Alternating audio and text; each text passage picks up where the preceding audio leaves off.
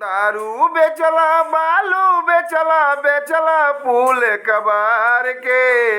ए बिहार के राजा, अरे ए बिहार के राजा, अब की बेच दी हो जन बिहार के।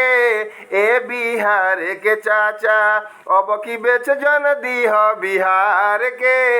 ए बिहार के राजा, शिक्षक अभ्यर्थियन पर लाठी चलावा के योजना बनावत रह बिल में लुका के। शिक्षक अभ्यर्थियन पर लाठी चलावा के योजना बनावत रह बिल में लुका के।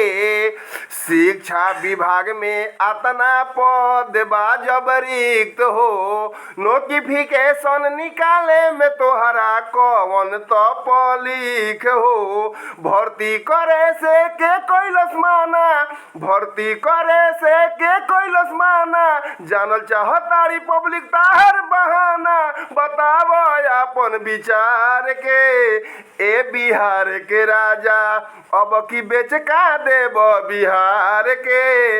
ए बिहार के राजा, अब की बेची हो जन बिहार के। ए बिहार के राजा, सत्ता से संबंध बा जेकर उहे दारू बेचवावत बा हरदम। जेकर बड़ बड़ नेता से संबंध बा, दारू के व्यापार उहे करता। सत्ता से संबंध बा जेकर उहे दारू बेचवावत बा। आ जांच के नाम पहाच करैला, गरीब लोग पी के मरत बा।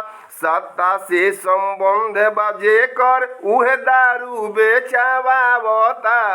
जांच के नाम पहाच करावेला, गरीब लोग पी के मरता।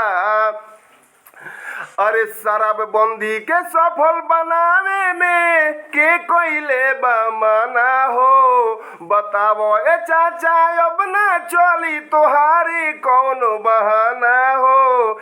ए बिहार के राजा, ए बिहार के राजा, तनी नजरी से देखो निहार के।